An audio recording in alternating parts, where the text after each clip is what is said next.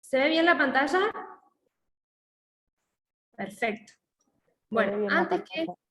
Genial. Antes de eso, igual voy a hablar de las prácticas.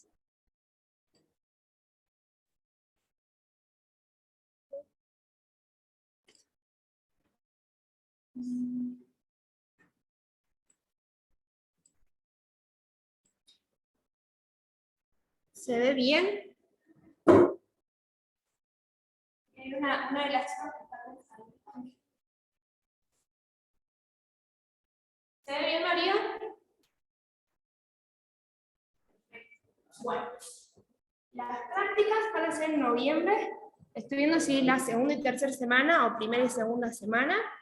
Va a ser en el Instituto San Marino, acá en San Luis. Y vamos a hacer una semana de observación y una semana de clase. La seño con la que vamos a trabajar es la seño Pía, y ella da ciencias naturales, ciencias sociales y tecnología. Voy a terminar de ciencias naturales, ciencias sociales y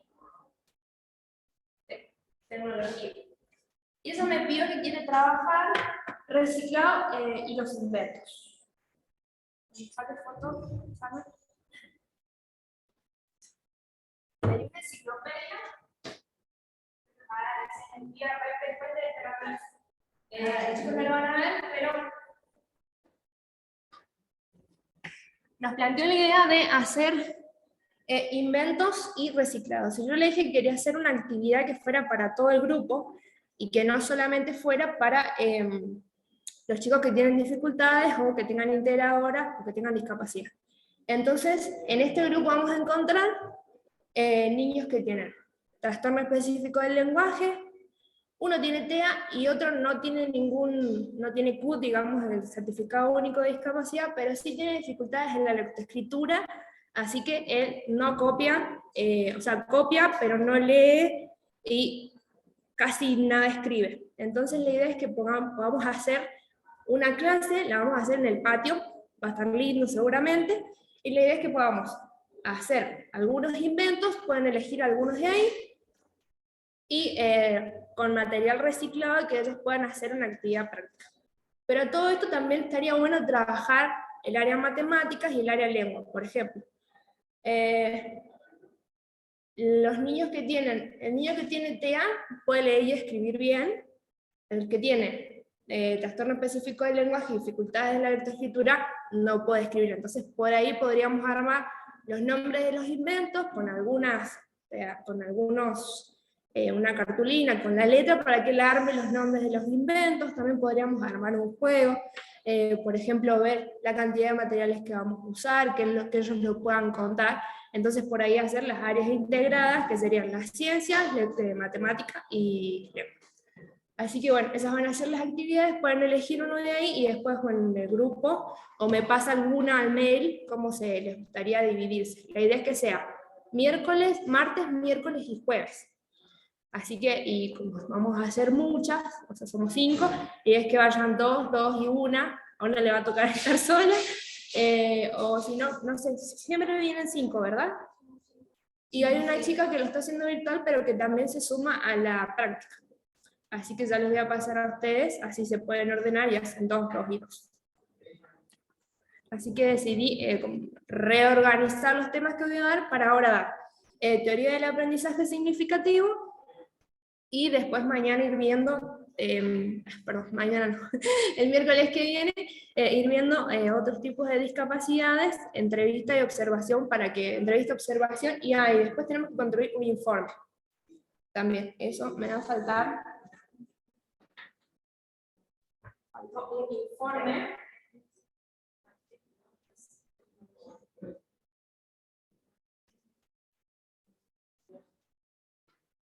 ¿Qué hora sería?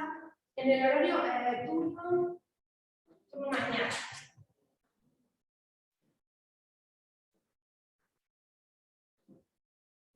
Quería hacer una práctica en el turno mañana y otra en el turno tarde. Pero en el turno de tarde están remodelando la escuela y los niños están en sala de 5 y como que está muy complejo el tema ahí porque están adaptándose, se desadaptan a un lugar, se trasladan a otro.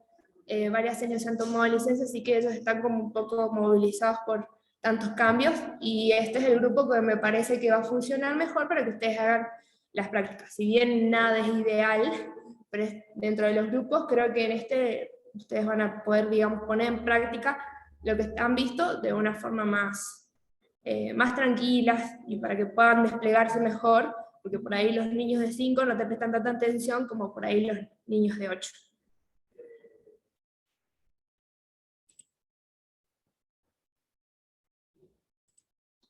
Ahora sí.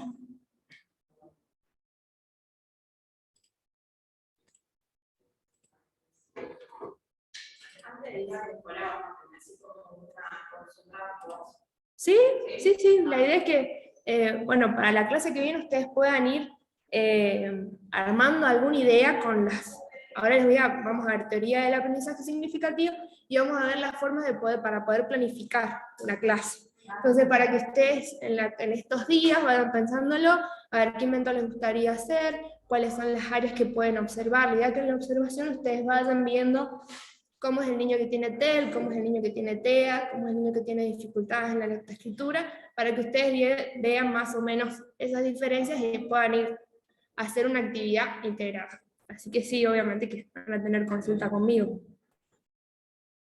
Podríamos utilizar la cuarta clase, si están todas bien con el material de estudio y demás, que va a ser dentro de 3 semanas, para que ahí esa clase la aprovechamos, que se hace lo de consulta. ¿Parece? Sí. ¿Con los horarios tienen dificultades? No. ¿Pueden pedir un día? Bueno, sería como sería un día un martes y después al otro martes. Así que... Sí, a la mañana. No, sí, sí. Va a ser en la mañana porque los chicos van a clases en la mañana. Va a ser aproximadamente el día que tengo pensado que hagan la clase. Voy a ver si podemos todas juntas mejor, pero si podemos separadas también estaría bueno. El martes es el día que tienen desde las 8 a las 10 ciencias. Hay otro día que tienen un ratito menos, otro día que tienen un ratito más, así que estaría bueno. Sí, para armar un experimento se pasa volando. Pero capaz que podemos hablar con la seño Pía para que haga algún cambio con las otras 6. Vamos a ver si nos deja. Bueno, teoría del aprendizaje significativo. ¿Qué piensan que es el aprendizaje significativo?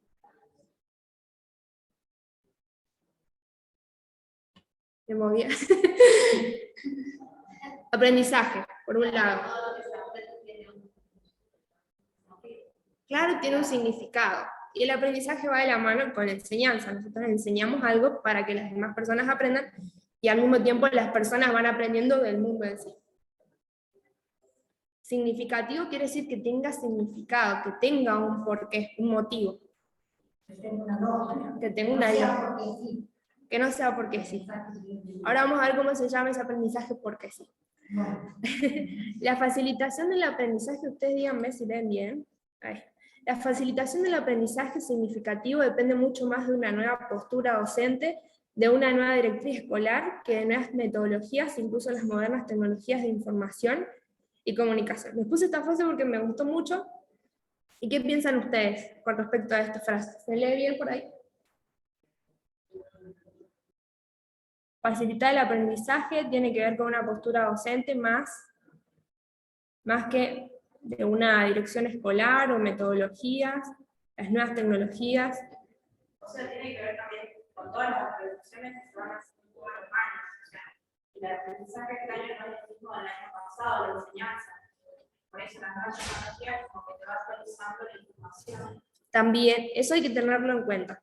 Pero lo que habla más o menos esta frase es que facilitar un aprendizaje significativo depende mucho más de alguien en particular, de la postura que tenga el docente en cuanto a la enseñanza, cuál es la forma que él tiene de enseñar y aprender, cómo él va acomodando los contenidos, cómo lo va haciendo, cuál es su postura. Nosotros estamos acostumbrados a lo que se dice un aprendizaje mecánico, o sea, la persona viene, la docente viene, nos enseña y pasivamente recibimos la información. La idea es que uno también vaya acostumbrándose a otras formas de aprender y de enseñar. A veces lo vamos a hacer en automático.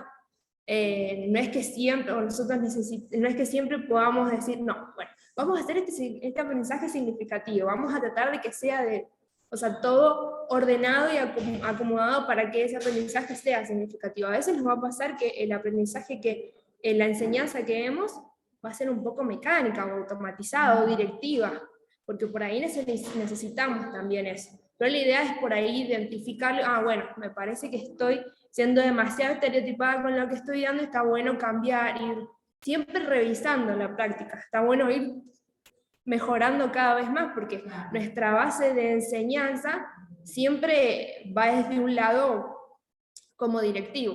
Vengo, doy la clase, les explico las cosas, y si nadie me pregunta, bueno, no hago nada práctico.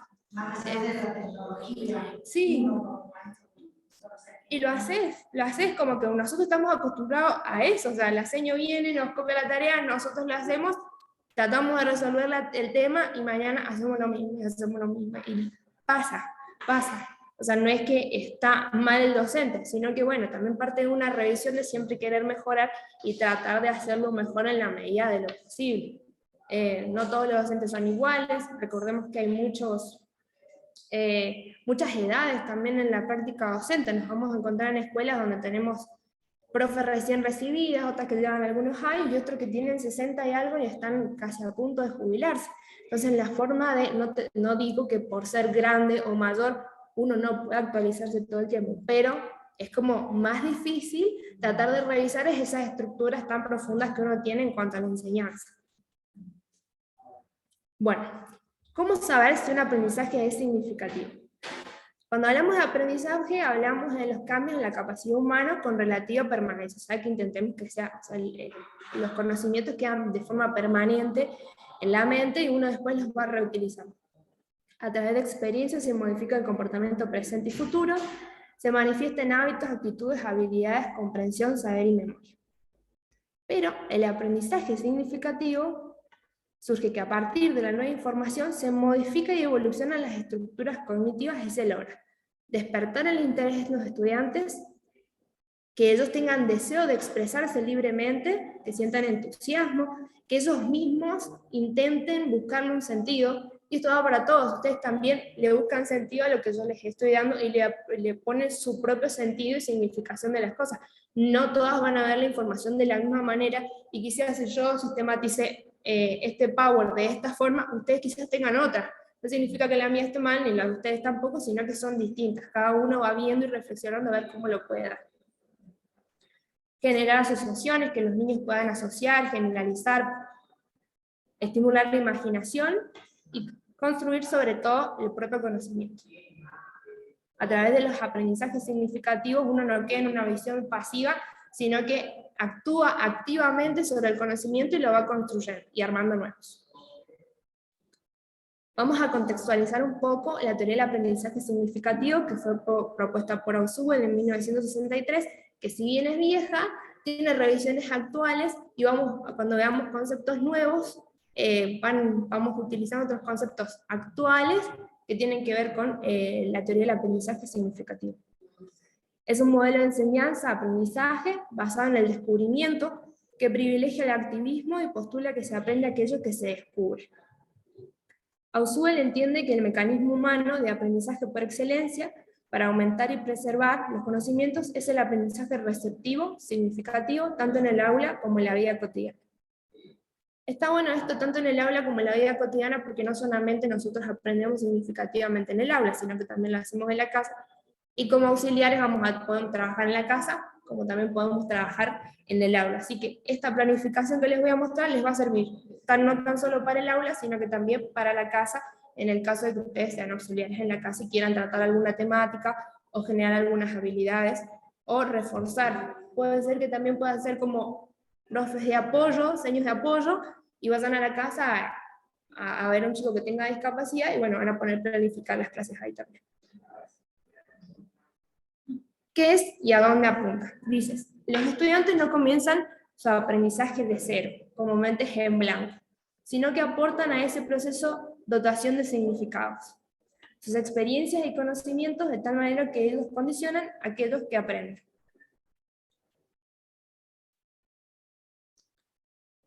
El aprendizaje significativo parte de la construcción de significados y lo que nosotros pretendemos es lograr la adquisición, asimilación y retención de los contenidos para que ellos después lo puedan recuperar y mejorar de esta forma el proceso de aprendizaje. ¿Y cómo lo vamos a hacer? A través de la manipulación efectiva de los contenidos. Nosotros vamos a, como hablamos de significación, como decía Claudia, que no es un aprendizaje porque sí, o no es una enseñanza porque sí, nosotros no vamos a enseñarles algo que no tenga nada que ver, sino que para nosotros tiene un sentido, lo hemos planificado así, y de eso se trata la manipulación efectiva. ¿María se escucha bien? ¿Las otras compañeras también? Genial. Aprendizaje significativo. El proceso según el cual se relaciona un nuevo conocimiento o una nueva información con la estructura cognitiva de la persona que aprende de forma no arbitraria y sustantiva o no literal. ¿Qué significa que no sea arbitraria? Que no sea una elección caprichosa, por casualidad, sin ningún principio o razón, sino que tiene una lógica lo que estamos enseñando. ¿Y qué quiere decir que sea sustantiva? Que tenga una existencia real, si bien hablamos de lo concreto, pero que tenga una existencia real y que también pueda ser modificada. Las cosas que son literales no son rígidas, no son modificables. Lo no literal tiene que ver con esto, de que se pueda modificar partiendo del contexto, partiendo de la significación, de la situación. Se pueden dar dobles lecturas, interpretaciones, aprendemos a través de metáforas, de ironías, o sea, el abstracto también tiene que ver con el aprendizaje. Va a aportar el concepto de submidores, que son, Ausubel, va a aportar el concepto de submidores, que son ideas, conceptos o proposiciones inclusivas, claras y adecuadas, estructuradas en la mente del aprendiz, cuyo conocimiento debe de haber sido adquirido de forma significativa, mostrando, digamos, formando una matriz ideacional. ¿Qué pensamos que es la matriz? Cuando hablamos de matriz ideacional. ¿No se ve bien? Dígamelo.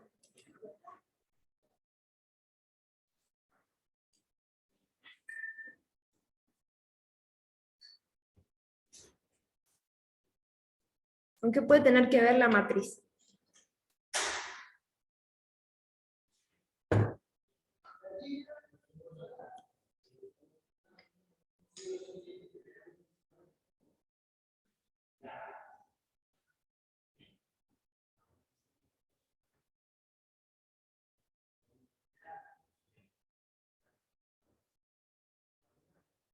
No me pongan en aprendizaje mecánico.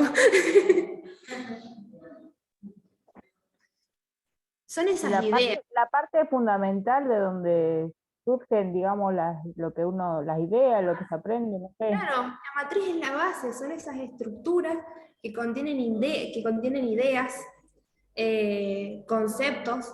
Esto que tiene que ver con proposiciones es aplicar diferentes sentidos a diferentes unidades semánticas, digamos, o por ejemplo, hablamos de casa, auto, y le podemos poner diferentes sentidos porque se utilizan para diferentes cosas, y que, o para ir a diferentes lugares y demás. Esa cuestión de flexibilidad mental, pero basada en una matriz que necesita sí o sí el aprendizaje, una estructura para organizar, para incorporar, para comprender y fijar los nuevos conocimientos. ¿Cuáles son las condiciones que plantea Ausubel para el aprendizaje significativo? Actitud potencialmente significativa de aprendizaje de quien aprende. O sea, tiene que tener ganas de querer aprender. Es decir, que haya predisposición para aprender de manera significativa. Tiene que haber una predisposición de poder darle significados a las cosas que aprendemos. Y desde nuestra parte, presentación de un material potencialmente significativo. Ahora vamos a ver cómo se construye después este material significativo. También dice que tenemos algunos requerimientos. Que el material tenga significado lógico, esto es que sea potencialmente relacionable con la estructura cognitiva de quien aprende de manera arbitraria y sustantiva, y que existan ideas de anclaje. sumidores adecuados en el sujeto que permitan la interacción con el material nuevo que presenta. Además de la estructura cognitiva, tiene que tener, digamos, diferentes estructuras menores que puedan organizar el contenido. Aunque, aún contando con la predisposición de aprender y con la utilización de un material lógicamente significativo, no hay aprendizaje significativo si no están presentes en la estructura cognitiva los sumidores claros, estables y precisos que puedan, digamos, clasificar la información, hacer que pueda ser generalizable, que se pueda retener, que sirvan, digamos, para anclaje de la nueva información. El nivel de inclusividad de los sumidores viene a ser el grado de conceptualización necesario para que el estudiante realice una tarea de aprendizaje concreta. Tiene que poder llegar a las conceptualizaciones. Y entonces, ¿qué sucede con la discapacidad?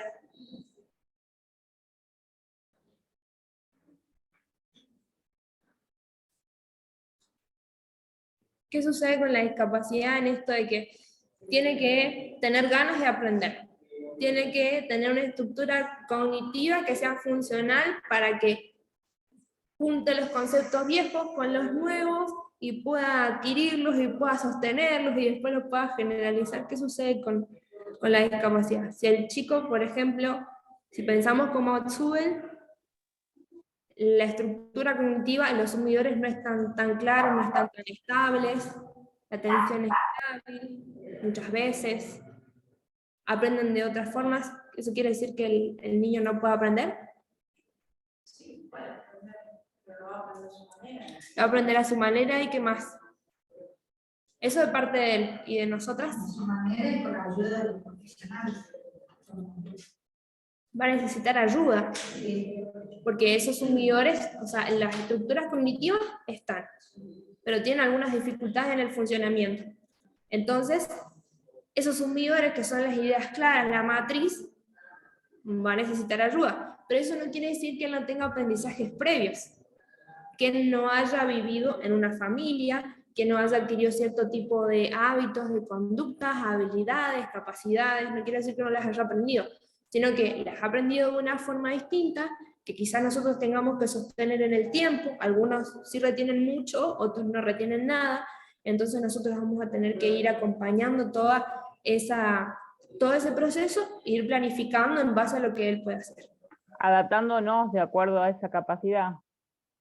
Adaptándonos de acuerdo a esa capacidad. A veces nos va a pasar que uno intenta que el aprendizaje sea significativo, pero terminamos haciendo las mismas tareas y ahí surge esa incomodidad. Bueno, yo intento por a veces hacerlo y me surge la incomodidad conmigo misma, con mi práctica de, ay, estoy siendo mecánica, todos los días le digo lo mismo, pero a veces ellos lo necesitan así.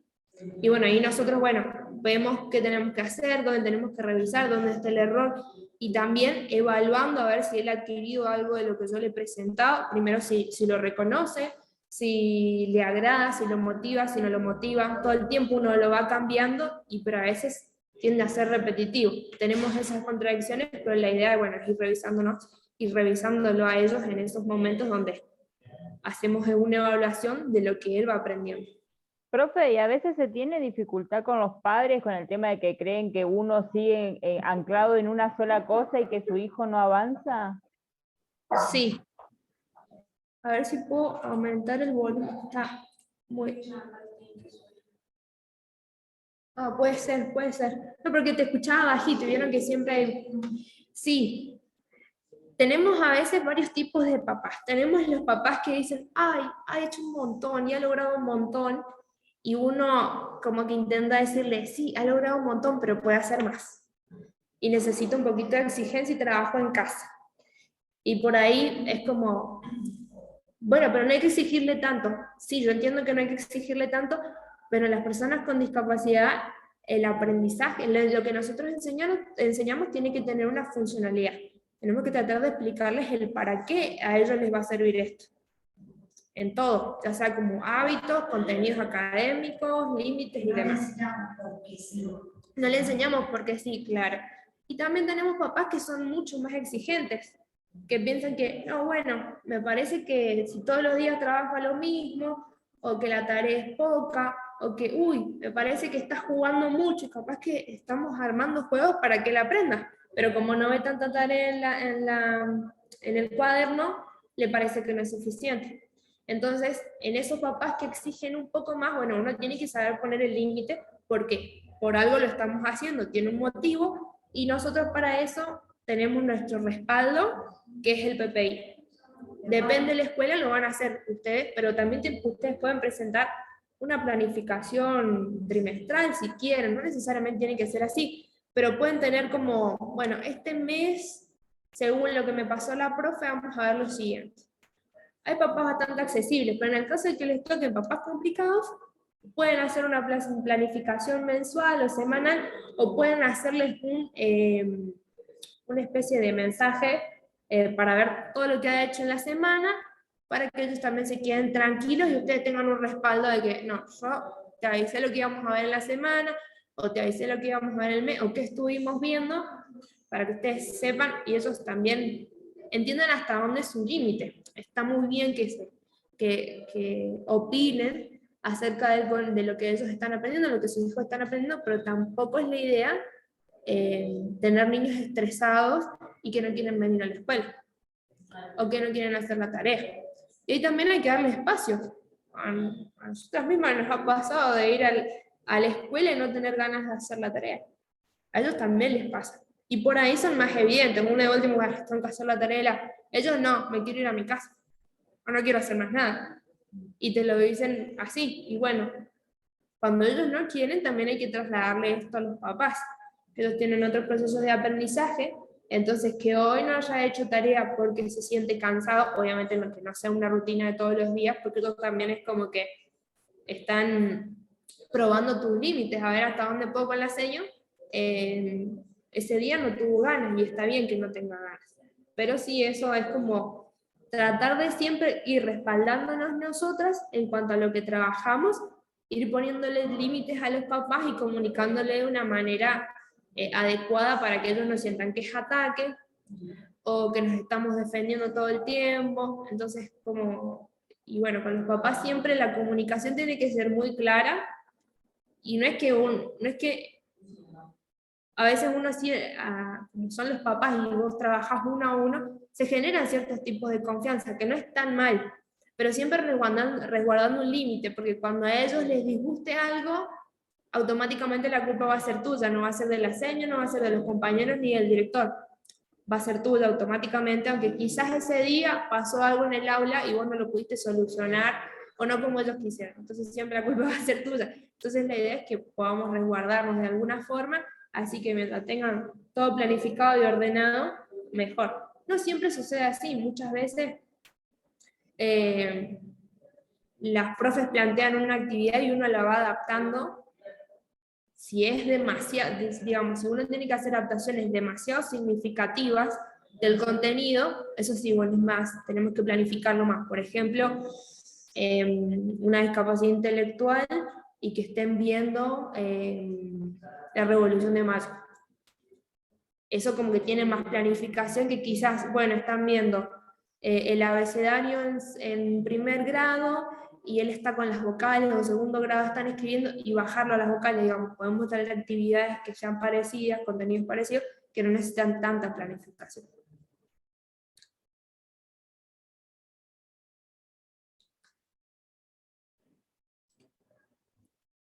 Contesté la pregunta, María, yo me voy por ahí, por las ramas. Por eso la variable independiente más importante para que se produzca un aprendizaje significativo es la estructura cognitiva del individuo. Más allá de cómo esté formada esa estructura cognitiva. Es lo más importante, es lo que necesitamos nosotros tener en cuenta primero. Si tuviese que reducir toda la psicología educativa a un solo principio, enunciaría este. De todos los factores que influyen en el aprendizaje, el más importante consiste en lo que el alumno ya sabe. Averígüese esto y enséñese consecuentemente. Es lo que hemos venido hablando de esto de ver qué le gusta a ese niño y qué es lo que ya trae aprendido, porque a veces los procesos de enseñanza-aprendizaje incluyen un desaprender. desaprender conductas y formas que ellos ya han adquirido para poder introducir algunas nuevas. Entonces, el qué y el cómo sería. ¿cómo? El qué y el cómo aprende. Claro, en el qué y el cómo aprenden, pero siempre fijándonos, bueno, cuando nosotros en un primer momento conocemos al niño, lo primero que tenemos que hacer es una especie de evaluación para saber por dónde está. ¿Y qué tenemos en cuenta para eso? La edad que tiene y pensamos en el desarrollo evolutivo que hemos visto. Bueno, vamos viendo a ver qué él necesita, cómo está en cuanto al lenguaje, cómo está su nivel intelectual, cómo va aprendiendo, y vamos haciendo prueba y error hasta ver hasta dónde puede y hasta dónde no puede. Y en base a eso planificamos lo demás. Pero si no sabemos cómo, en qué consiste lo que él ya sabe, no podemos trabajar. Tenemos que sí o sí hacer todas esas revisiones. Estructura cognitiva. La organización jerárquica que se le atribuye a la estructura cognitiva deriva en dos principios esenciales que justifican su funcionamiento: la diferenciación progresiva y la reconciliación integradora. Cuando hablamos de organización jerárquica, hablamos desde lo más general a lo más específico, o al revés. Pero generalmente es desde lo más general a lo más específico. Diferenciación progresiva tiene que ver con que el aprendiz es activo en su aprendizaje, hace uso de significados que internalizó, va captando los nuevos y diferenciándolos en su estructura cognitiva, o sea que va modificando su estructura también. Por eso es una estructura cognitiva dinámica, o sea que está en movimiento todo el tiempo. Una reconciliación integradora quiere decir que al mismo tiempo que va haciendo esta diferenciación de conceptos y significados, va identificando semejanzas y diferencias y reorganizando su conocimiento de forma integrada. Por eso el proceso de construcción es progresivo. No sucede de un día al otro, es lento, tiene momentos donde se estanca, tiene otros momentos donde avanza muy rápido, hay rupturas, hay reorganización. Todos los procesos de aprendizaje de todas las personas funcionan de esta manera. Pero, ¿existe otro tipo de aprendizaje?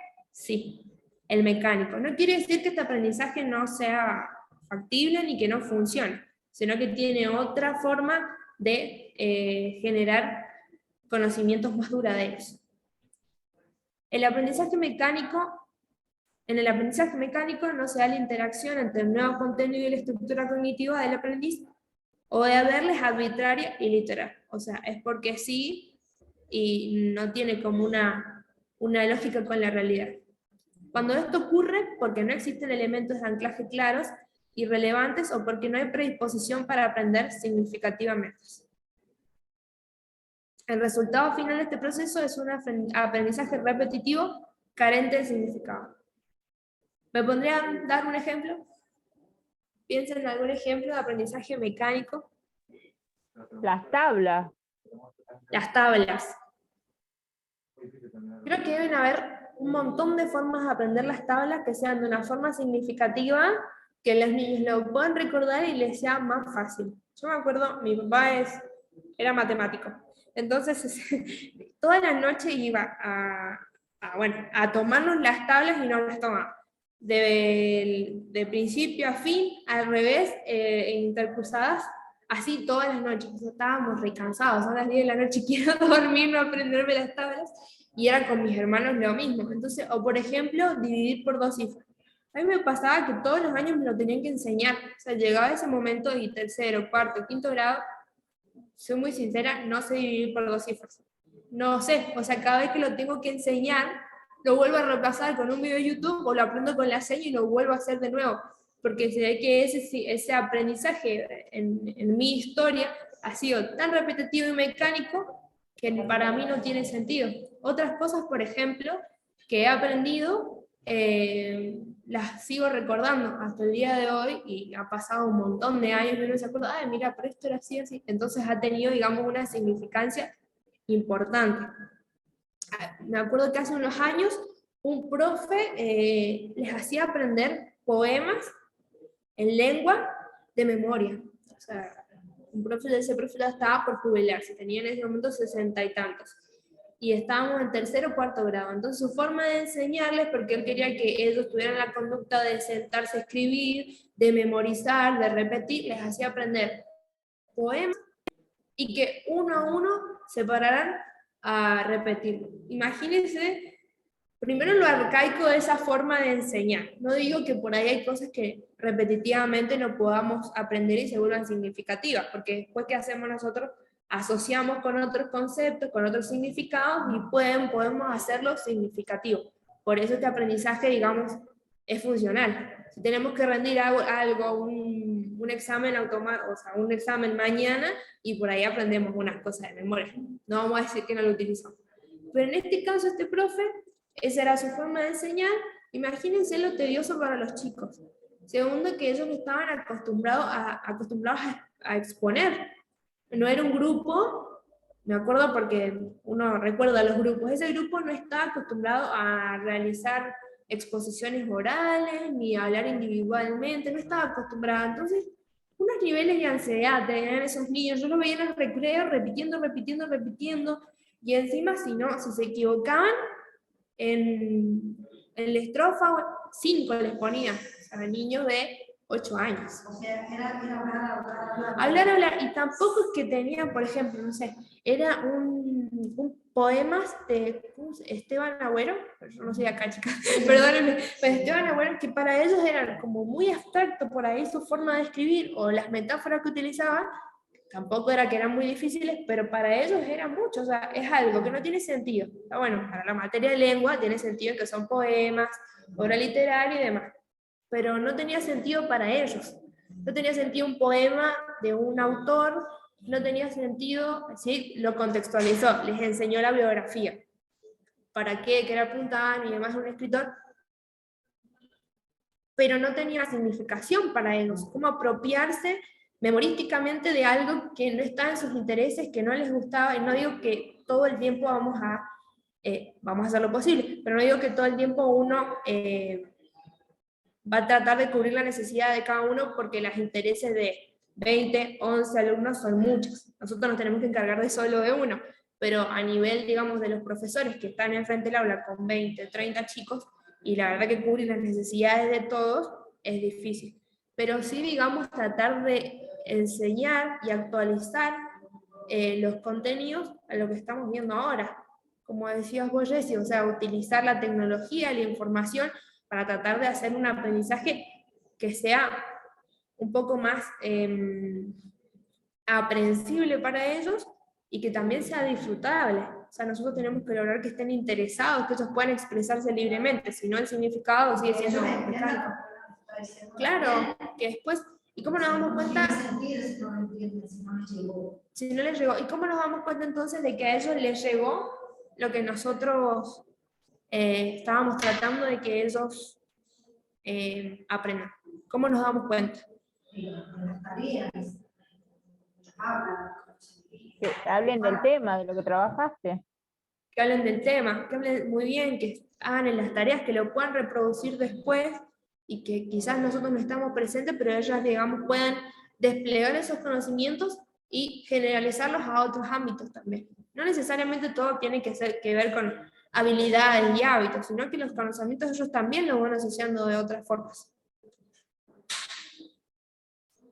Bueno, en el estudiante, ¿qué se requiere para adquirir un aprendizaje significativo? Necesita una implicación personal, una actitud reflexiva que los puedan reflexionar hacia el propio proceso de aprendizaje y el contenido.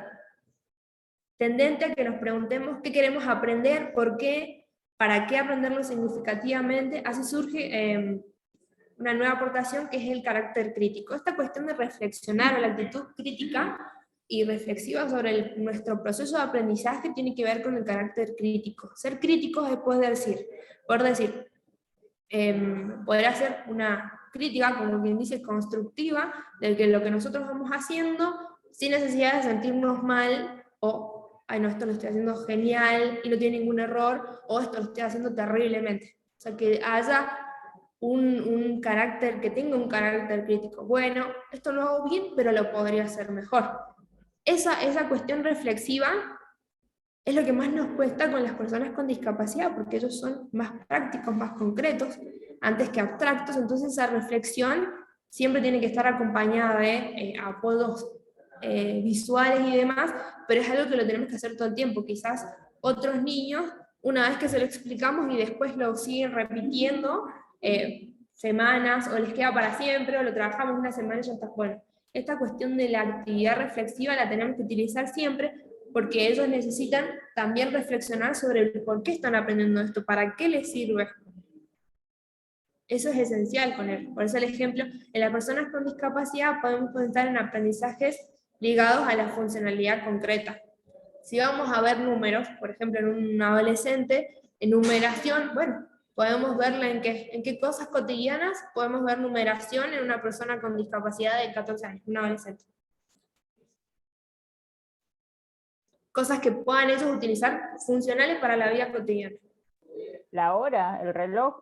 La hora, el reloj, pero a veces por ahí la horas no en todos, pero es como que sigue siendo un poco abstracto.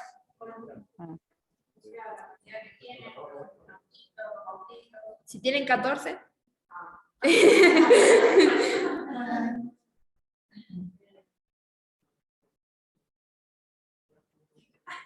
En los días, ahí sí, ahí seguían un poco más, porque con la hora sí, la tienen que trabajar, pero es algo que es muy claro,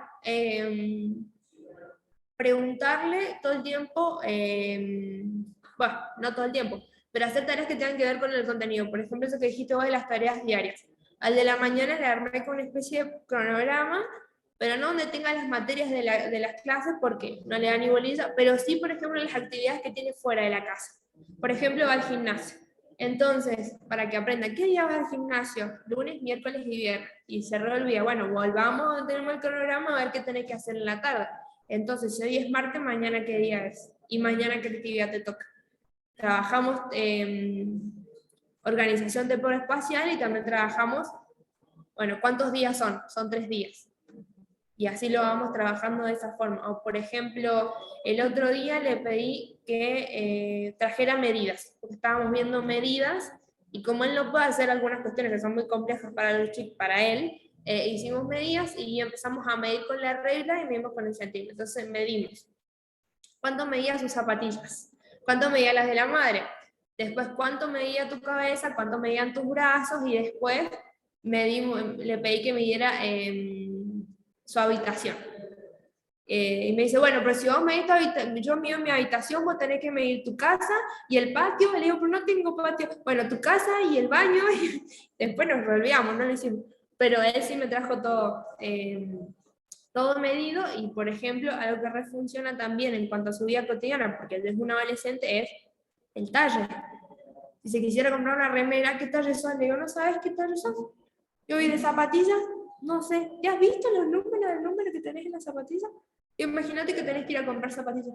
Oh, no sé, profe. Entonces, bueno, después me trajo todos los números y esa es una forma de trabajar algo cotidiano que lo va a recordar. Y bueno, por ahí es algo que también se tiene que replicar en la casa, sobre todo cuando son adolescentes.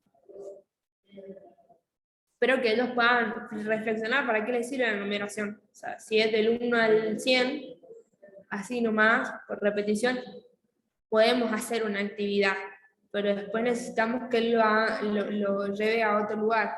Por ejemplo, los billetes, trabajar con billetes porque va a necesitar la utilización del dinero. Bueno, que busque en Google o que vaya con la mamá al súper y anote cuánto salen ciertos alimentos que usa en la casa. O que si él quiere comprarse algo, cuánto es.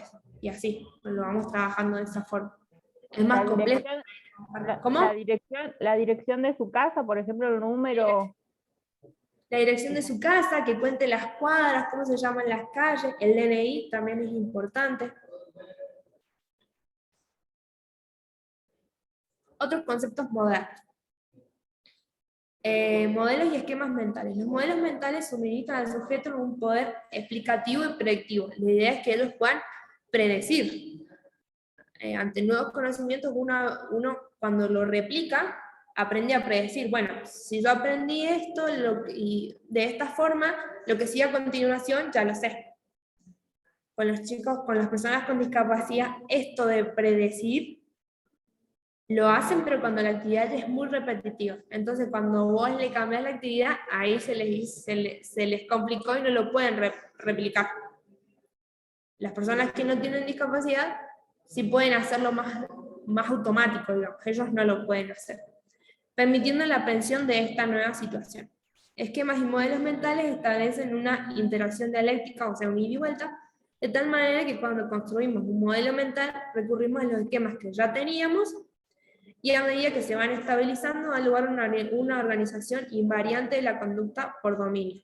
Ellos tienen que también, nosotros en el aprendizaje en general, tenemos que dominar las situaciones, lo que supone un nuevo esquema mental de asimilación más rico, más amplio y estructurado. De este modo podemos explicar la reestructuración cognitiva que da lugar a un aprendizaje significativo. Todo el tiempo ocurren reestructuraciones cognitivas, se va reestructurando esa estructura a través del dominio de ciertas situaciones que también implican una situación problema. Para que el conocimiento avance y sea más significativo, necesitamos que esa situación problema pueda ser resuelta. Entonces vamos adquiriendo, es como desbloquear logros. Bueno, podemos resolver un problema, desbloqueamos uno.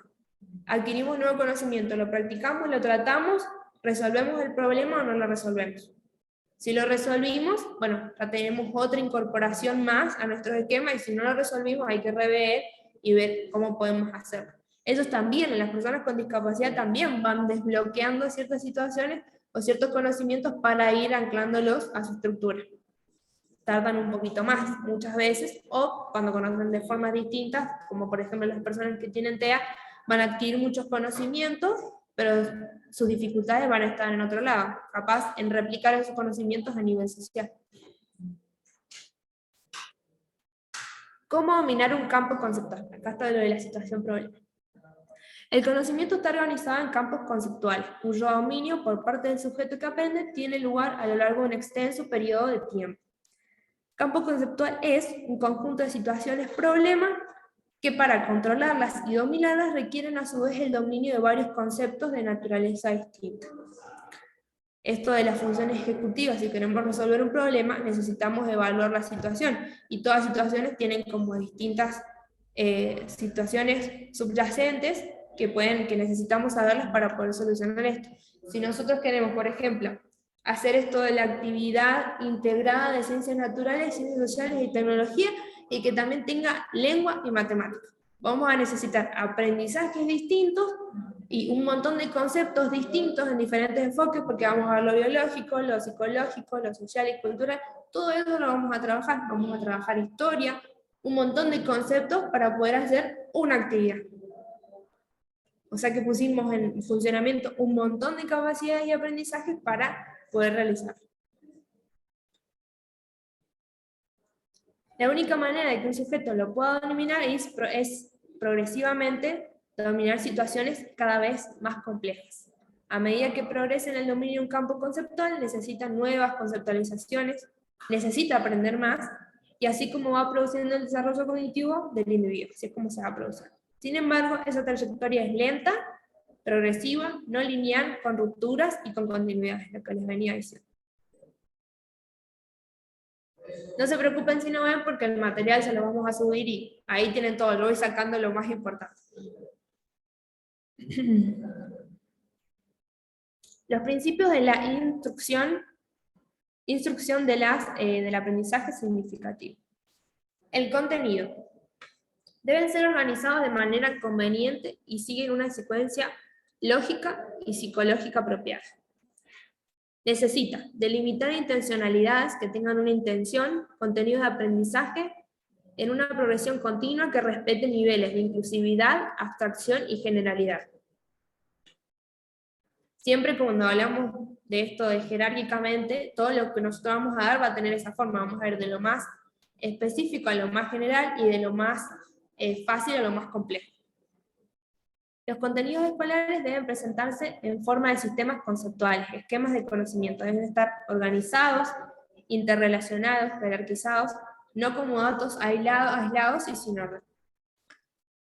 La activación de los conocimientos y experiencias previos que posee el aprendiz en su estructura cognitiva facilitará los procesos de aprendizaje significativo de nuevos materiales de estudio. Nosotros, a través de poder conocer cuáles son sus esquemas cognitivos y cuáles son esos contenidos que él ya ha aprendido, podemos activar sus conocimientos desde ahí. Por ejemplo, esto que decíamos de él ya conoce, este chico con discapacidad intelectual de 14, ya conoce que su ropa es funcional para él. Que cuando va a comprar, compra de la misma talla. Son cosas que uno va aprendiendo de chico, aprende lo que es grande, chico, más ancho, más angosto, largo, corto, entonces sabe que tiene una funcionalidad la ropa que tiene diferentes tamaños. Entonces, activamos esos conceptos que ya traes e introducimos unos nuevos que es, bueno, cuáles son tus medidas, cómo identificarlas, qué tenés que comprar, qué tenés que saber. Como uniformes para ir al colegio. Si te pones esas diferencias también. Anclaje. El establecimiento de puentes cognitivos, conceptos e ideas generales que permiten enlazar la estructura cognitiva con material que se va a aprender. Puede orientar al alumno a detectar las ideas fundamentales, organizarlas, interpretarlas significativamente. Necesitamos tener ideas fundamentales. Por ejemplo, reciclado e inventos. Esas van a ser nuestras ideas fundamentales. Nosotros los chicos ya saben lo que son los inventos y ya saben lo que es el reciclado, pero nunca está mal volver a recapitular esos conceptos para ir introduciendo algunos nuevos.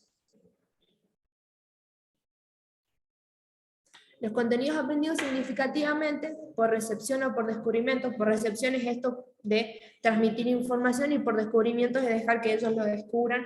No siempre todo aprendizaje tiene que ser por descubrimiento, ¿no? Los niños, uno puede decir, bueno, sí, un aprendizaje significativo se trata de que él construye su conocimiento a través del descubrimiento, que toque, que palpe y demás, y entonces el conocimiento por receptivo, digamos, que yo le enseño, que yo le transmito, no a generar un conocimiento significativo, no porque sea receptivo quiere decir que sea automáticamente mecánico. No, por recepción también tiene que ver esto de poder hacerlos reflexionar, hacerles preguntas, que ellos interpelarlos. Los contenidos aprendidos serán más estables, menos vulnerables al olvido y permitirán que la transferencia del aprendido, sobre todo si se trata de conceptos generales e integrados. Con las personas con discapacidad, muchos conceptos tienden al olvido, muchos contenidos tienden al olvido, pero no todo. Si nosotros les enseñamos que las zapatillas se usan en los pies, eso no lo va a olvidar nunca. O que atarse los cordones, son cosas que no las va a olvidar nunca, que son funcionales y que les sirven. Pero por ahí quizás si tiene que contar cuántos son los agujeritos que tiene la zapatilla, ¿tiene que ver con algo funcional? Sí. ¿Es el que va a recordar mañana? No. Quizás otros chicos sí. Ay, no, bueno, ¿cuántos eran? Creo que tenía como 16 agujeritos. Ellos no. No les es funcional y no es un dato que para ellos sea relevante, además tienden a olvidarse. Motivación y participación. Puesto que el estudiante en su proceso de aprendizaje y mediante ciertos mecanismos autorregulados pueden llegar a controlar eficazmente el ritmo, la secuencia y profundidad de sus conductas. Al ellos ser activos, nosotros no podemos controlar el ritmo, la secuencia y la profundidad de cómo ellos van a aprender. El ritmo lo ponen ellos. Nosotros, si bien podemos ayudar y acompañar con la práctica de las actividades, acompañándolos, siendo un poco más directivo, bueno, tenemos que practicar todos los días esto, el ritmo lo van a poner ellos. Y por eso es que quizás nos pasamos un mes y medio hablando del mismo tema, porque el ritmo lo ponen ellos, quizás otros niños lo adquirieron en 2 semanas, pero ellos van a tardar más.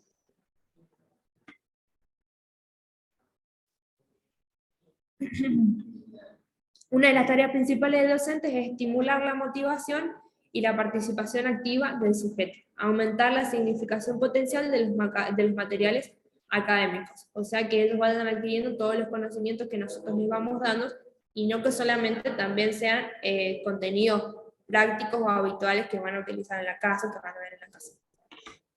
No es que las personas con discapacidad no pueden adquirir nada de lo académico, no, va a ser más lento, de otras formas, pero va a estar.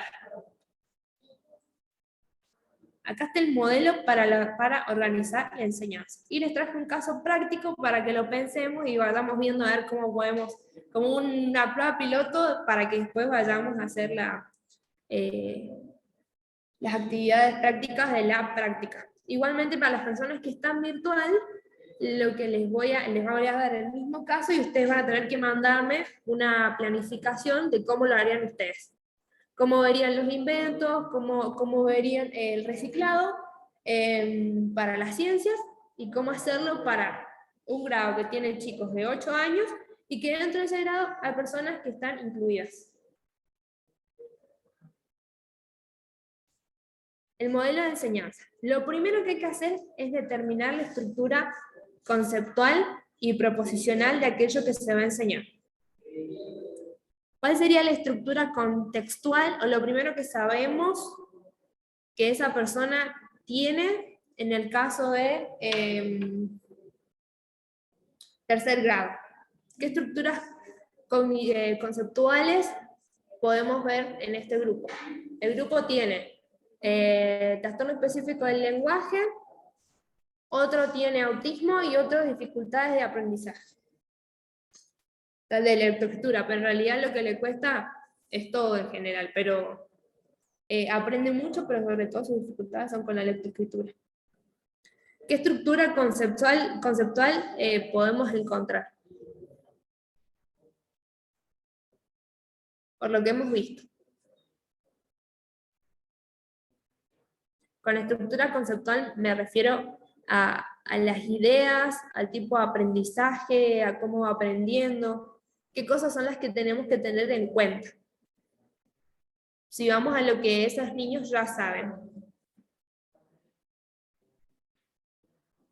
Si tiene dificultades en la lectoescritura, para escribir solo o leer.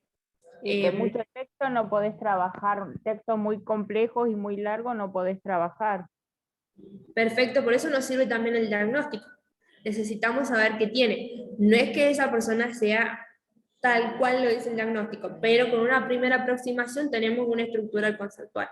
Un niño que tiene TEA, que escribe bien y que lee bien y sabe los números y demás, pero sus problemas son esencialmente comportamentales, o sea, se frustra mucho. ¿Podemos hacer una tarea muy difícil?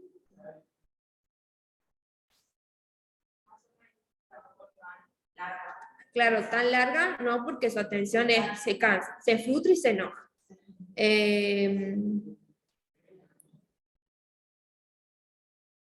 Y si tiene TEL, que es trastorno específico del lenguaje. Generalmente las personas que tienen TEL captan las ideas, pero tardan, o sea, captan las ideas, no recuerdan tanto porque no pueden, como no pueden, o sea, pueden captar las ideas, pero al momento de hablarlas está la dificultad, no pueden darse a entender, y como no pueden darse a entender, y si bien captan la idea principal, las ideas específicas les cuestan, el problema es esencialmente en el lenguaje, no lo recuerda porque no puede transmitir bien y recepcionar. Depende de qué tipo de TEL sea. Pero entonces, vamos a ponerle un texto largo. No, algo muy breve. Que lo pueda entender. Y también que tenemos que tener en cuenta acá, además de si tiene TEL, si tiene dificultad en la lectoescritura, el TEA, el TEL.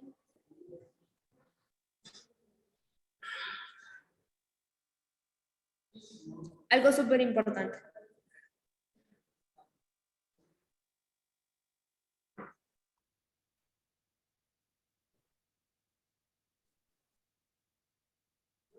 Antes que la discapacidad, y si es normal, si no es normal.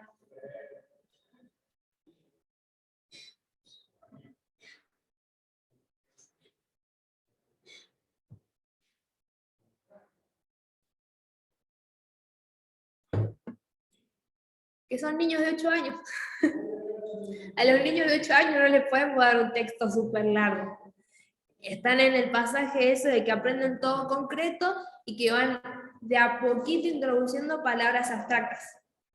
Entonces vamos a poder hacer que con su imaginación puedan inventar o desarrollar algo y se puedan, digamos, ver el sentido figurativo de las cosas. Entonces, para los chicos de 8 años, el material también tiene que ser concreto, pueden hacer algunas asociaciones, pueden hacer algunas reflexiones, pero siempre anclado a cuestiones reales. Eso es lo que tenemos que intentar fundamentalmente. Y además que, más allá de que ellos tengan TEA, dificultades de escritura, ellos ya están escolarizados. Así que hábitos ya tienen. Dentro de la estructura conceptual podemos trabajar en un cuaderno. Por ejemplo, si a nosotros nos dicen que es un niño de 5 años, no vamos a trabajar en cuaderno.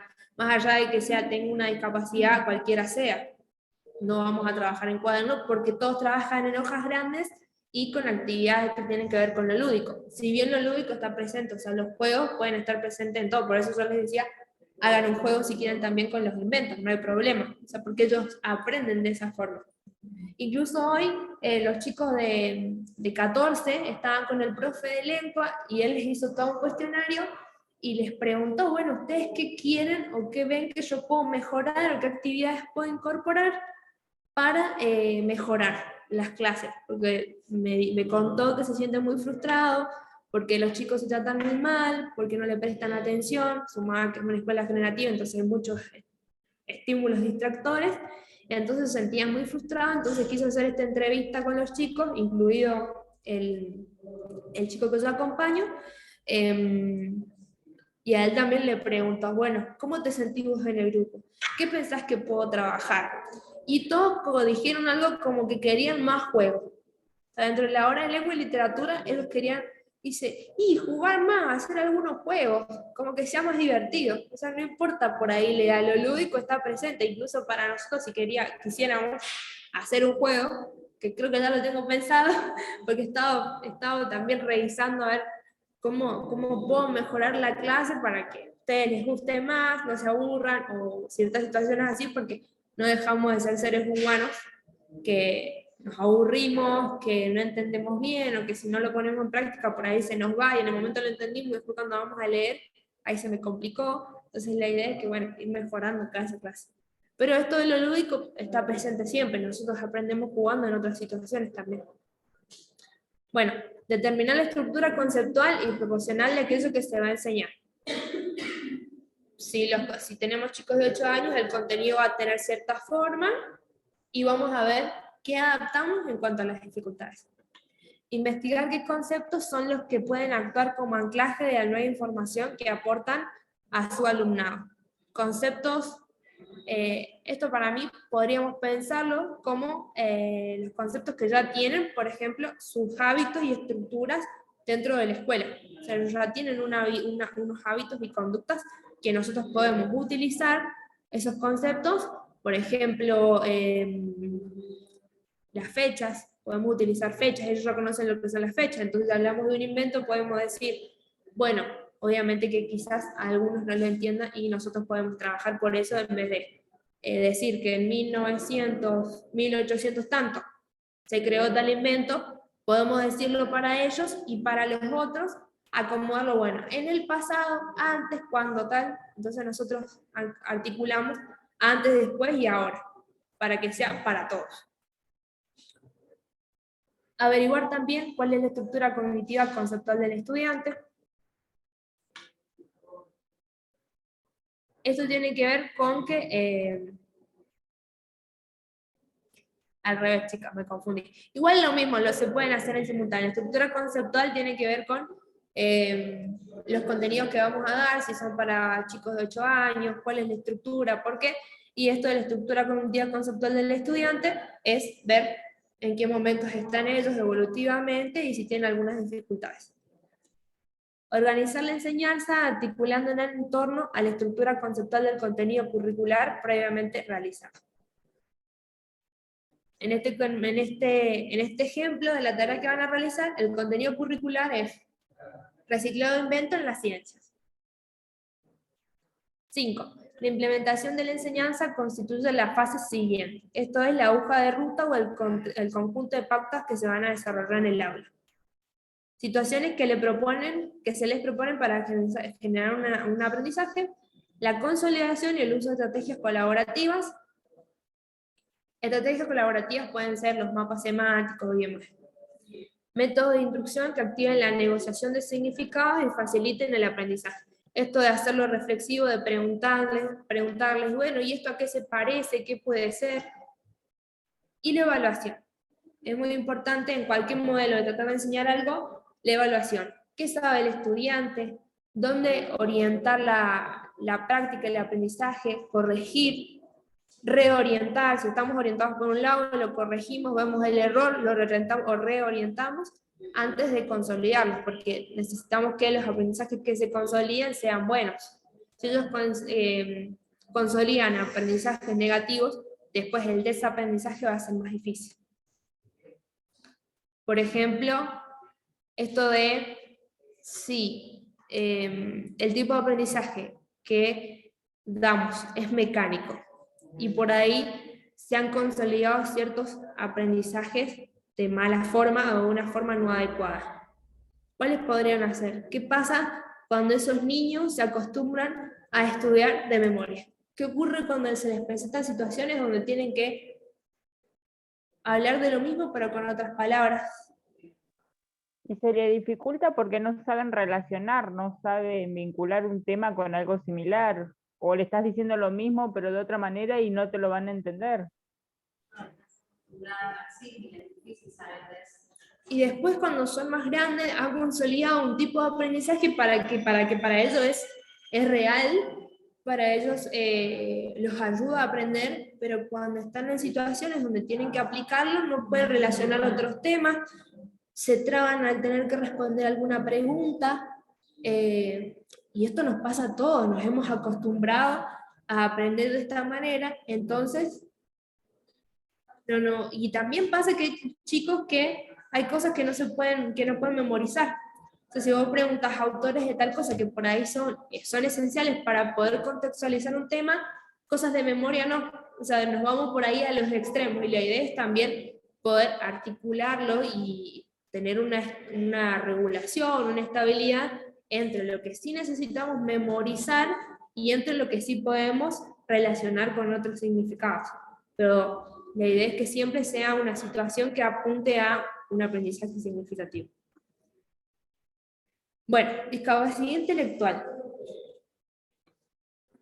Les puse primero este tema porque lo venimos viendo en la clase anterior y porque vamos a ver en la práctica que vamos a realizar en noviembre, tanto para los chicos que van a tener la actividad virtual como para ustedes, vamos a ver que hay dificultades de aprendizaje.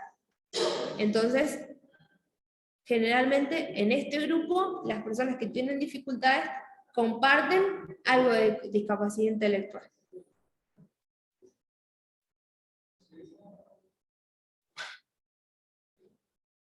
Excepto el niño con TEA, pero tengo mis dudas todavía, porque yo no soy su integradora, pero por ahí por lo que veo, está un poco como más, como se dice, atrasado en las cuestiones conceptuales que tienen otros niños. Pero a veces pasa porque no ha tenido la estimulación, o porque por ahí maduró ciertas cosas, o quizás con esto de la pandemia se atrasó un poco, porque están en tercer grado. Acuérdense que primero, pandemia, y segundo, acá por lo menos en San Luis tuvieron lo que son, lo que se le decían las burbujas, entonces iban unos días y otros días no iban, tuvieron muchas clases virtuales, entonces quizás los otros en la virtualidad adquirieran otros contenidos y él está un poquito más atrás. Igualmente, no lo generalizo porque utiliza las tablas y demás y comprende bastante, solo que por ahí se enoja mucho si lo hacen copiar demasiado y te dice no quiere. Y que le cambian la medicación cada tanto, entonces un día viene re bajón y quiere hacer todo y otro día no quiere hacer nada, otro día está estable y otro día como que está muy alterado y no quiere hacer nada. Igualmente, por una cuestión de cuidar a los niños, cuando compartamos a la actividad y demás, le vamos a cambiar los nombres y tenemos que hablar de alguno en particular al hacer el informe. Y cuando hagamos el informe evolutivo, ese, bueno, lo vamos a hacer en conjunto ustedes conmigo para que se lo presentemos a la institución. Pero estaría bueno que ustedes puedan hacer un informe para que lo compartan con sus compañeros que están en la virtualidad, porque ustedes son las que están acá en San Luis y van a hacer la actividad. Así que estaría bueno que hagamos un informe de cómo ustedes lo vieron, cómo lo trabajaron, para que los chicos conozcan la escuela y lo puedan hacer, o sea, puedan reflexionar ellos acerca de la actividad. Bueno, discapacidad intelectual. Dentro del aspecto psicomotor, logran un mayor desarrollo en las habilidades globales que segmentarias. Presentan torpeza motora de diferentes grados, en la ejecución de habilidades motrices básicas, aspectos relacionados con el esquema corporal, el espacio, el tiempo, requieren un tiempo mayor para asimilarse y utilizarse en la vida cotidiana. Dentro del aspecto intelectual. Las funciones directamente relacionadas con el aprendizaje, como la atención, la concentración, la memoria, se encuentran lentificadas en el proceso de desarrollo. Van a influir en los procesos de aprender. Asimismo, la simbolización, la abstracción, la generalización, la transferencia, solución de problemas, entre otras funciones, están afectadas en su desarrollo y van a influir también en las habilidades que van a aprender. Aspecto social. Presentan una inmadurez afectiva. Cambios bruscos de carácter. Pasan de estar enojados, o sea, ellos no tienen un filtro emocional, no es que los puede retar y se van a aguantar un poco el llanto y no la sé bien, me retó y después voy y me pongo mal o después salgo a jugar. No, capaz que se quedan una hora pensando en que los retaste y que se sienten mal o se le van a llorar, o tienen enojos o pegan y golpean.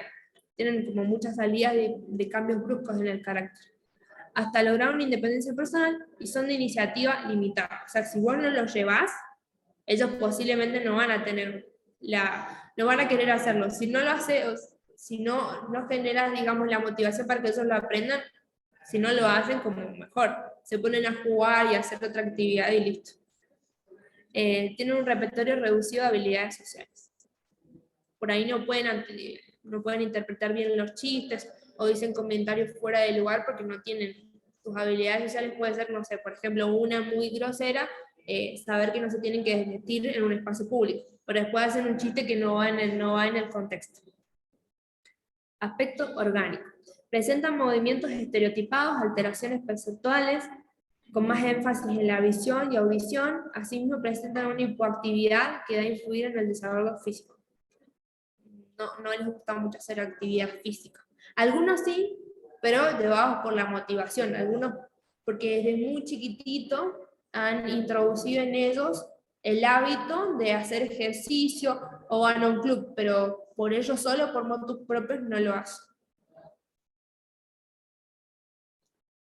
Por ahí tienen tics también. Características, aspectos del lenguaje. Están afectados el lenguaje comprensivo, la expresión y la articulación verbal. En parte es parte de la torpeza de los órganos fonoarticulatorios y en parte por la condición de la limitación. Aspectos académicos, si bien se puede afirmar que como estudiantes las personas con discapacidad intelectual logran aprendizajes significativos, lo van a hacer de manera más lenta y deben para ello utilizar al máximo las actividades indemnes o que están menos afectadas. O sea, siempre priorizar en esos espacios donde ellos son mejores. ¿Sí? Son mejores en lo que tiene que ver con el arte, bueno, las actividades tienen que ver con eso, van a tener que ver con eso. Esto que les decía por ahí de, bueno, si realmente le cuesta la lectoescritura, empezar con algo que más le guste, que es matemática, y pasar a la siguiente. A tener en cuenta, se ve medio chiquitito esto. Retienen y comprenden mejor las imágenes que las palabras. Memorizan y retienen información concreta. Aprenden con facilidad rutinas y son perseverantes. Tienden a tener las mismas rutinas. Se ordenan siempre la ropa en ese lugar, siempre tiene que estar en ese lugar. Bien motivados, se esfuerzan para aprender. Si ellos tienen ganas, lo van a hacer. Por ejemplo, el otro día, haciendo un informe, descubrí que me habían dado mal el diagnóstico del PUD del chico de la mañana. Pensé que tenía TEL, trastorno específico del lenguaje, y tiene discapacidad intelectual afectada la actividad y la atención. Discapacidad intelectual leve. Y él lo que quiere aprender a hacer es aprender a escribir mensajes. Dice, yo no quiero mandar más audio, quiero mandar audio, pero quiero aprender a escribir mensajes. Así que hizo un grupo conmigo y él. Así que tenemos un grupo que tiene mi nombre y el de él, y ahí nos escribimos mensajes. Dice, porque yo quiero aprender a escribir mensajes. O sea, tiene la intención de aprender. Quizás no quiere aprender haciendo las actividades, lo hace, para las cansadas lo hace. Pero capaz que mandarnos mensajes, eso sí, o sea, que bien motivados se esfuerzan para aprender. O sea, creó un grupo, le puso mi nombre y el suyo. Un montón. Son afectuosos y son querendones, son buenos. O sea, las personas con discapacidad intelectual en sí son buenos, son dóciles. Es como que si les pedís algo no tienen problema en compartir y no ven, por ejemplo, quizás si tiene 10 galletas y vienen los compañeros a pedirle galletas y se quedó con 3, no tiene problema. Bueno, el otro día, por ejemplo, una chica le pidió un alfajor y al otro día le fue y le dijo a la madre, mamá, ¿podés comprar un alfajor más? Porque es para mí, para la Sasha que me pidió ayer y creo que no trae meriendas. Son buenos, tienen buenas actitudes. Obviamente que eso tiene que ver con la crianza también. Tienden a la imitación porque su lenguaje, tanto expresivo como comprensivo, no facilitan una buena comunicación docente-alumno, alumno-docente. ¿Se acuerdan eso que yo les decía? Contemos y uno dice, bueno, entonces, ¿qué opciones es? ¿El 2, el 3 o el 4? Y ellos repiten 4 porque es el último. Tienden a repetir. O te repiten la última frase. Eso le pasa mucho como lo hacen los autistas que tienen ecolalia. No las personas con discapacidad no necesariamente tienen ecolalia, pero para que vean un ejemplo. Presentan un retraso psicomotor que influye en el desarrollo de las tareas o actividades que realizan. Impliquen precisión en la coordinación visomotora. Cuando tienen dificultades de aprendizaje de la lectoescritura, copian tal cual de la pizarra, pero letra por letra. No es que ellos puedan recordar como nosotros que decimos, bueno, puedo recordar 5 palabras, escribo 3 y me fijo 2. No, van a copiar letra por letra todo, y por ejemplo, si terminó acá y les queda un espacio, van a copiarlo como dice en el pizarrón. Si los autos, por ejemplo, y lo van a copiar abajo porque dice abajo, en vez de que les quede un espacio así. Entonces les van quedando huecos porque son como muy literales.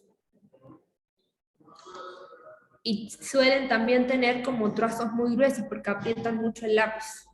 O, por ejemplo, no lo levantan bien. Entonces, cuando vean escrito, es como una cosa que, unas letras que van todas pegadas y que tienen como los manchones esos de la lapicera cuando no la levantas, así. Presentan un retraso académico, generalmente su edad cronológica no corresponde al grado escolar en el que se encuentra. A mayor edad será evidente una mayor discrepancia en sus aprendizajes y los aprendizajes de sus compañeros de la misma edad.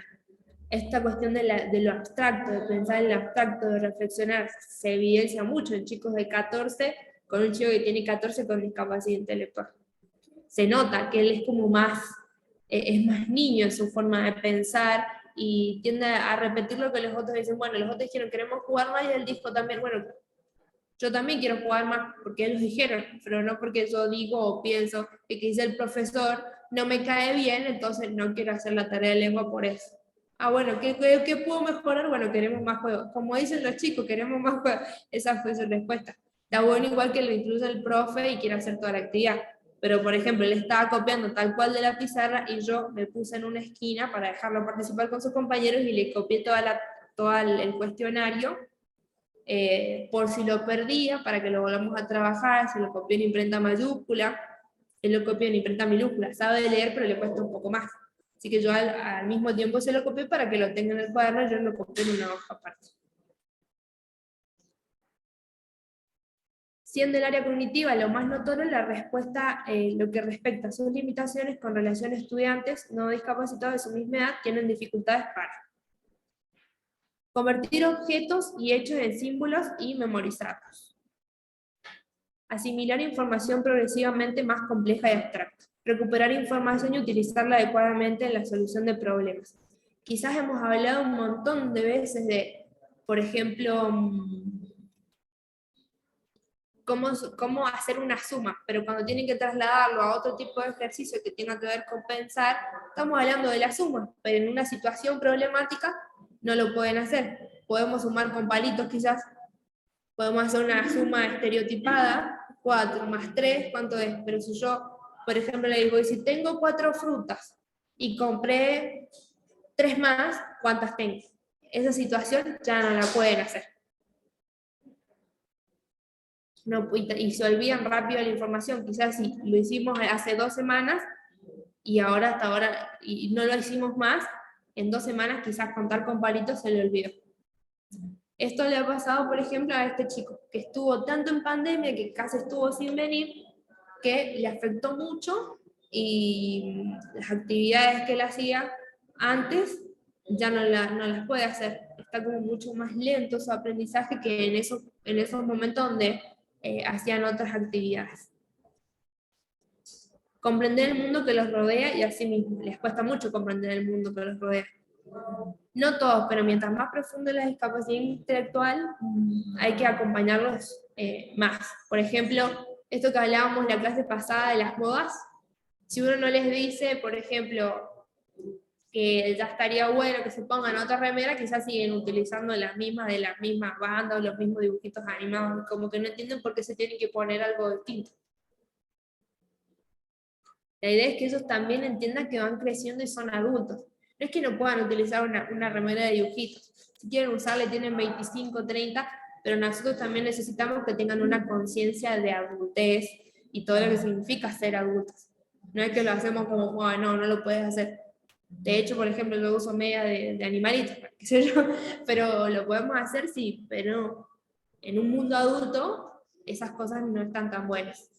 Tendemos como infantilizarlos. Utilizar el lenguaje como vehículo de comunicación. Les cuesta hablar de lo que les pasa, y generalmente cuando les preguntamos algo tienden a responder muy escuetamente o repetido de lo que los demás le dicen. O si le das opciones te responden, pero para que ellos se explayen en una respuesta concreta que les haces, no. Quizás sí te pueden contar algo que hicieron y a veces como, bueno, ¿y qué comiste el fin de semana? Y el fin de semana abarca 2 días, en vez de decirme me comí a la mañana, a la tarde, a la noche, y otra persona me lo puede decir como asado. ¿Qué día? El sábado. ¿Y qué más comiste? No sé, asado. Capaz de comer un montón de cosas. Adaptarse a exigencias sociales también les cuesta porque no entienden por qué lo tienen que hacer, por qué tengo que aprender, por qué tengo que ir a la escuela, por qué me tengo que portar así. Entonces todo el tiempo interpelarlos a la reflexión. Adquirir conocimiento acerca de los procesos cognitivos que se traducen en dificultades para establecer, identificar, autorreflexión, qué estoy haciendo mal, a dónde está el error. Un pensamiento poco flexible y limitado para utilizar planes o estrategias de control. Y bueno, a practicar. Acá les di un caso.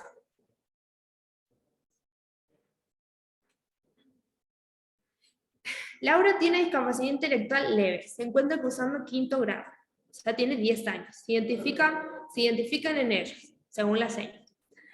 Dificultades en la lectoescritura. Reconoce el abecedario, puede armar sílabos, pero le cuesta la articulación de fonemas. Por ejemplo, cla, bra, bre, o por ejemplo también, en vez de decir auto, sabe que to, pero todo es como T más la E, T más la I, entonces capaz que escribe autismo, en vez de auto. Pero le cuesta la articulación de fonemas, escribe con ayuda y lee silábicamente. O sea, lee pl, p, l, a, ni, y k, y cuando en todo ese esfuerzo que hace por leer, se le perdió. Por ende, copia del pizarrón tal cual, y lo que tampoco puede es tiene problemas en el autodictado. Eso me olvidé de poner. Que lo había pensado. Tiene problemas en el autodictado. O sea, en el momento de pensar cómo se escribe auto, te preguntan, como, ¿con qué empieza auto? Con la A. Y después, ¿qué sigue? Au, y después te dice Pero después cuando hablas le decís auto, ahí se le perdió. To ya no lo puede hacer solo. Tampoco puede hacer el resto, pero no tienes 10 años. En cuanto a la numeración, repite números hasta el 20, pero no diferencia unidades y decenas. Hace sumas con palitos. O sea, restas no hace, y quizás puede identificar poco, mucho, no sabemos. En ciencias participa si la clase le interesa, pero sus respuestas son cortas. Su atención es dispersa, se cansa con facilidad, no completa sus tareas en clase, prefiere jugar y se enoja mucho si la reta. ¿Cómo planificamos un tema donde se incluyan todas estas áreas, las áreas que hemos visto? Estas. donde pensemos, bueno, con respecto a lo psicomotor, ¿qué podemos hacer con Laura? Con respecto a lo intelectual, ¿qué podemos hacer con Laura? Lo social, lo cognitivo, o podemos elegir uno de estos. ¿Cómo quieren hacerlo?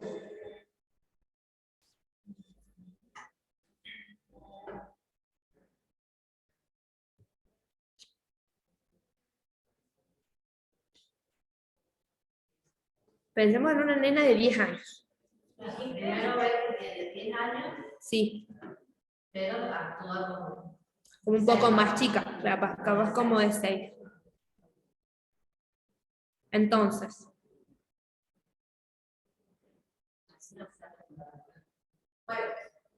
juegos, bailar, puede ser. ¿Qué tema le gusta? ¿Qué tema podría ser? ¿Cómo planificamos un tema donde incluye todas estas áreas? ¿Sí? Cantamos. ¿Cómo podemos incluir el abecedario? O no sé, un tema, cantamos. Veamos de qué se trata la canción, si le gusta, si no le gusta. Leyendo un cuento también. Pero el tema con leer el cuento es que si lo lee ella, se va a frustrar porque no lo va a poder leer del todo y cuando le preguntemos, lea una frase, una oración, cuando le preguntemos a qué se trata, no va a saber, porque ya está en lo concreto. Reconoce que la A es por avión, la P es por pelota, la T es por tijera, pero Puede hacer la abecedario, la A con un dibujito, con un avión. vamos a hacerlo. ¿Lo hacemos para hacer una actividad concreta o lo hacemos como un apoyo para que tenga siempre?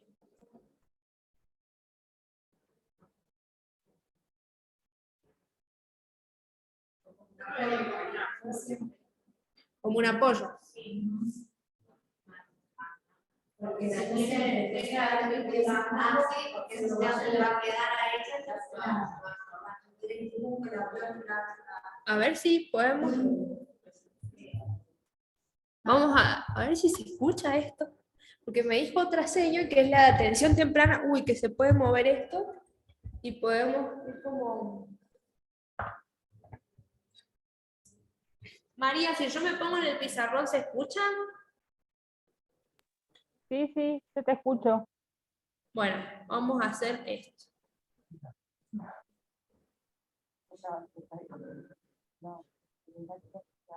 No, pero todavía no está. Las chicas que están ahí también pueden participar. Bueno, tenemos a María que va a 5 grados.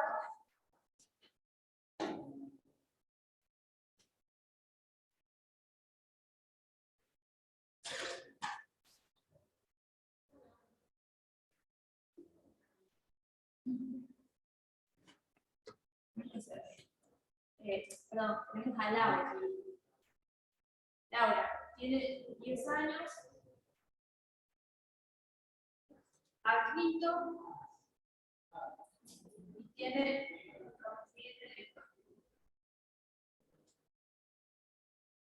Le cuesta leer, vamos a ponerlo así, usted lo tiene en el Power.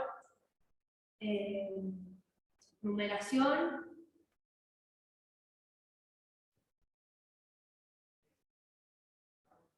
Atención dispersa. Bueno, habían dicho que para el área de leer y escribir.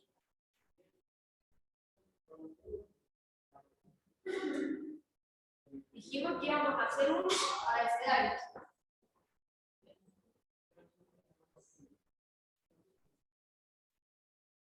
La letra con dibujo. Claro, abecedario, letra con dibujo. Lo íbamos a hacer como un tema específico, por ejemplo, vemos el abecedario todo de uno, o lo hacemos como una foto visual para que ella reconozca las letras. Para mí, como una apoyo visual. Como un apoyo visual, ¿por qué? Porque dice que reconoce las letras. Podría hacer, aparte de los abecedarios, sílabas o no, sí, que lo formen palabras. para que ella, claro, para que ella forme las sílabas. Claro. Formar sílabas. Perfecto. Vamos a hacer el abecedario con pollo, vamos a formar sílabas, pero pensemos en una temática.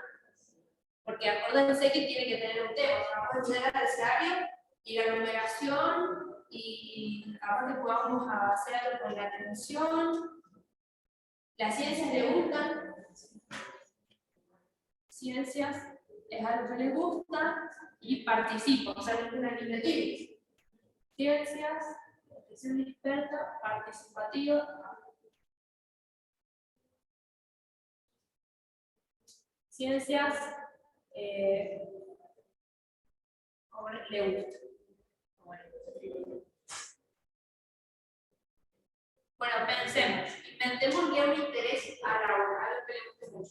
Si me cuentan canciones, no creo que le guste mucho. ¿Qué tema puede ser? Que algo le guste mucho a él. O si quieren inventar una temática que estén dando el quinto año de escuela.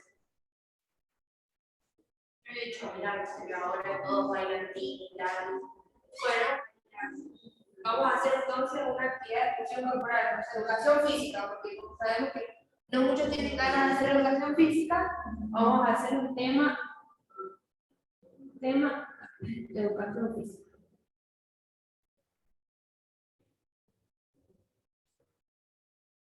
También con una ensalada, pero lo podemos armar. Se puede armar. Bueno, el tema de educación física, lo que vamos a hacer es una canción. ¿Y queremos que se aprenda la canción o no? Claro. ¿Cantarla? Sí. Entonces, necesitamos que para que se sepa la canción, además de reproducirla, no solamente queremos que se la reproduzca tal cual, sino que entienda lo que está diciendo. O sea, no solo que la cante, sino Que vaya entendiendo. Vamos a trabajar esto. En la educación física nos dieron una temática, que es la canción. Una canción.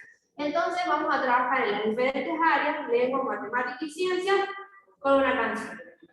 O con una temática de la canción. Por ejemplo, pensemos en una canción que tiene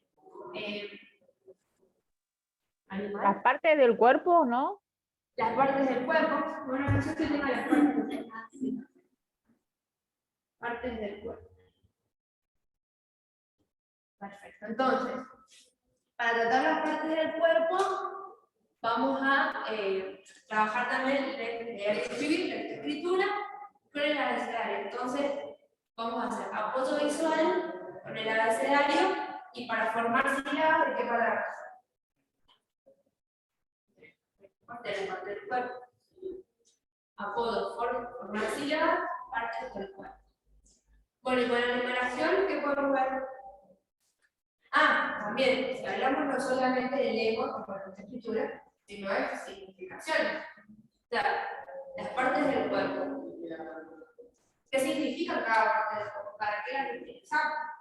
Por ejemplo, podemos hablar de para mover, o sea, para agarrar las cosas, utilizamos las manos.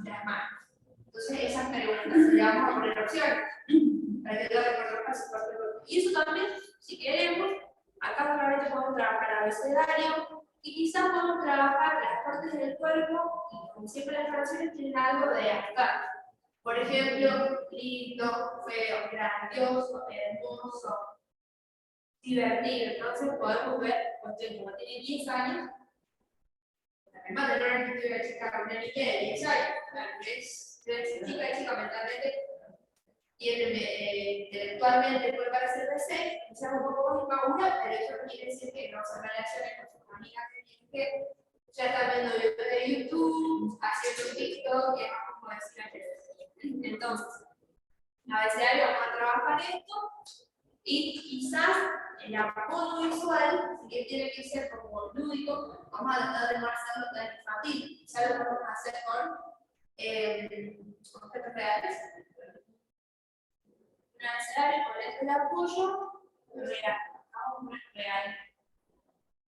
Vamos a poner quizás a la chica de la canción o a ella misma, una foto de la misma para trabajar. Ponemos mano de ella, su mano, la mano y la mano. Bien, ya tenemos cosas abstractas también pueden ser. El significado abstracto, significados abstractos, como, bueno, grandioso, ¿qué significa grandioso? ¿Qué contexto lo podemos utilizar? Ejemplo,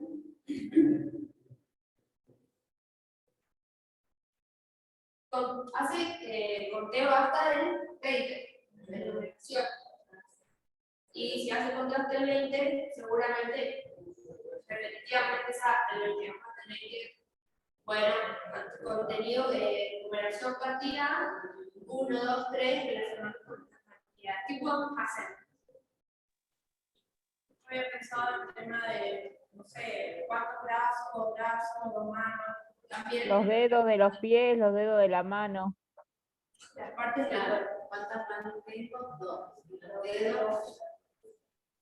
También lo que podemos hacer es, tenemos una canción, ¿no? La parte del cuerpo, no sabemos de qué persona. Podemos sacar imágenes, una imagen de esa canción y que da cuenta, por ejemplo, bueno, cuántas manos, cuántos dedos tienen, o cuántas chicas son en esa canción, en esa imagen. Son 3 chicas. Y vamos por ahí haciendo características. Vamos haciendo diferenciación, semejanza, no solamente numeración, solamente vamos a trabajar con conteo, sino que podemos, no sé, hablar de otras características también, preguntarle simultáneamente, por ejemplo, una tiene el pelo rojo, la otra con un color, y demás. Siempre se pueden articular un montón de temas de matemática que no necesariamente bueno, las partes del cuerpo podemos diferencias y semejanzas. Uy, ¿se escucha bien? Bueno, tiene la atención dispersa. Estas actividades que vamos a hacer van a ser largas o cortas. Cortas. Van a ser cortas. Y otra manera de que pueda hacerla más larga, pero puede ser más corta.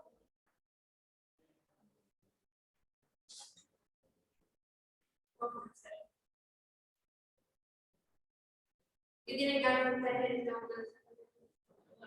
De dormir. ¿Quieren tomar su recreo? Así como un paso de actividad. Podemos personalizar. Vamos a segmentarlas. Así hacen a mí. Cuando va a la zona, así, en el momento que se cansa, le dan un recredito así y después sí. ¿Y qué podemos hacer? Empezar. Bien. Preguntando, ¿qué tenés ganas? Tenemos 2 actividades. Una más fácil y una más difícil. No olvidemos nunca de preguntar. ¿Qué tiene ganas? ¿Cómo se siente? ¿De qué tiene ganas? Y negociar.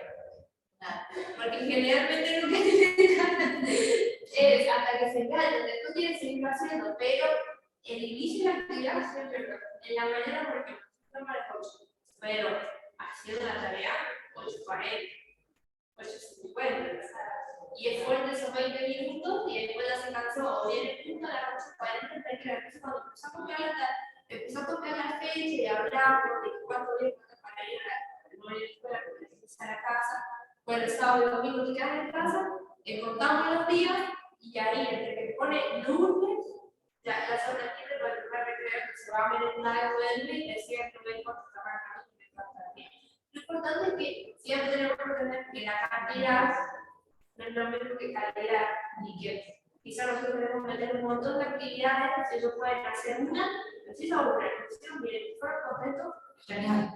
Y no todos los días se la van a entender, quizás en un momento necesitamos trabajar algo, pues sería no tener ganas y los retardos del equipo en ambiente, quizás no se va a dar cuenta, pero siempre repara, siempre repara. Si lo retaron por algo, bueno, después que retar, cuando hay que te quiero mucho, te vas a hacer caso en serio, me das un abrazo, siempre negociando también emocionalmente y que entiendan el concepto de reparar.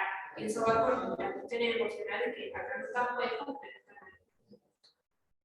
Bueno, si estamos viendo las partes del cuerpo, ¿qué podemos ver esas?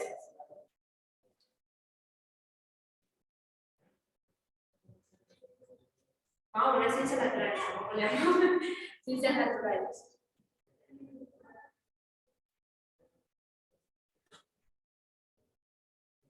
Hay un montón de cosas que uno ve en ciencias, también tiene que depender de los profes. Si tienes 5 años, ciencias naturales, puede ser con el cuerpo, puede ser que esté viendo parte del organismo, o sea, los sistemas. Naturales van a ver los sistemas. Y la alimentación, Muy bien, la alimentación. Alimentación saludable. Y acá podemos un montón de cosas. Generalmente no, si tienen ganas de comer hamburguesa todos los días, lo van a pedir. Entonces, por ahí, bueno, vamos a poner el nombre a los diferentes alimentos armados con cine. Bueno, entonces, ¿cuántos alimentos saludables tenemos? Pues no saludables. Entonces, estamos trabajando con temas. La idea es que podamos, de alguna forma, no siempre, esto es una situación ideal, armada con ustedes, que tiene otra planificación, que ustedes lo van a poder hacer, y generalmente las cosas les van a traer la temática y ustedes van a tener que adaptar en su contexto. Pero la idea es que más o menos sepamos que actualmente se trabaja en actividades integrales, o sea que en estos temas los vamos a trabajar en varias. Y además de ello les sirve mucho para generalizar conocimientos. No es lo mismo ver, por ejemplo, las partes del cuerpo en todas las áreas de la semana a no verlas, o sea, y ver conteo numérico, mecánico, en lengua, el abecedario, sin dibujo, pero con dibujo. Aislado, integral. Si ya, por ejemplo, en la función, la sílaba y las letras de qué dibujo pueden relacionar, ahí podemos trabajar un poquito más avanzado y hacer esto de una abecedario con letras, pero formar sílabas con situaciones más reales. ¿No había punto que era parte del cuerpo, poder trabajar también cosas como preparar como grandiosas, quizás no lo puedo escribir, sí, pero explicarle qué es y tratar de crear una relación. Trabajar mucho la comunicación, trabajar un rato no significa que no está trabajando, sino que nosotros estamos tratando de que esa niña o niño amplíe su vocabulario con técnicas que ya tiene y vaya incorporando. Bueno, espero que les haya gustado la actividad. Bueno, ahí.